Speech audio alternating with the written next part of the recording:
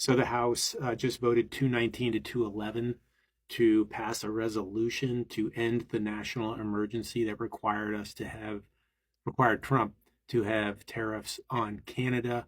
There were a few defections from the Republicans, and some were unmoved by Mike Johnson's desire to wait till the Supreme Court weighed in on it. People like Don Bacon said, I'm not going to wait until the Supreme Court decides one way or another. I'm going to go ahead and decide right now that we don't need resolution or we don't need tariffs on Canada. This does not mean that the tariffs are over. Tariffs have caused $287 billion worth of extra taxes on the United States citizen. That's about $1,000 per person that we have had to pay more because of these taxes or tariffs. Remember, it's not on the country, it is on us because we pay more for the goods coming in. The individuals who flipped on that and decided to pass that are probably a little worried about the election in November, and were fighting for their lives a little bit and trying to give themselves a little bit of grace with voters because voters are feeling that bite. But again, 211 others said, fuck y'all. And you can keep paying that taxes because Trump wants you to. And money's not coming back to us. It's going towards trying to pay off the $4 trillion in tax cuts that he gave to the rich billionaires that are his friends. So it now goes to the Senate, and then the Senate will look at the resolution.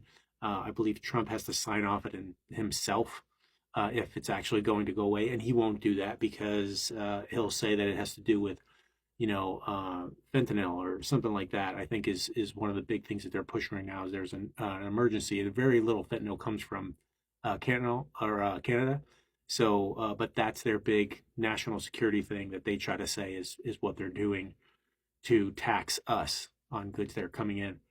Personally, I think the Supreme Court is probably going to overrule him on tariffs because it's an election year, and they're going to use that as kind of a ploy to lower prices a little bit. Remember, these are prices that were raised because of the tariffs. But I think what the Supreme Court will probably do is say, hey, you don't have the right to do the tariffs, and then that will alleviate some of the costs. And then what you'll see Trump and the GOP MAGA cult do is say, like, look, prices are getting better because of, the orange leader. It's exactly what they'll do. And the Supreme Court, I think, knows that. They're going to try to make prices a little bit better for people going into an election year where they're widely expected to get trounced and maybe even lose the Senate, which scares the shit out of them. So they're going to make prices go lower. The GOP and Trump have done this in the past multiple times where they have made things way worse. And then when they brought them back to the normal, they said, look what we did. We improved things so much for you. This is one of their games. And I expect the Supreme Court to shut down the tariffs and then say, hey, prices are getting better, and not remind you that they're the ones who raised the prices in the first fucking place. So again, that's a resolution. It's just kind of a slap back from a couple of Republicans in the House. It'll go to the Senate. We'll see what happens there. Again, I think Trump has to sign off on it for anything to change and for us to start spending less money. And again, this is only Canada, but I think the Supreme Court is going to go ahead and nix it at some point in the future and then say prices are falling. So there you have it. Thanks.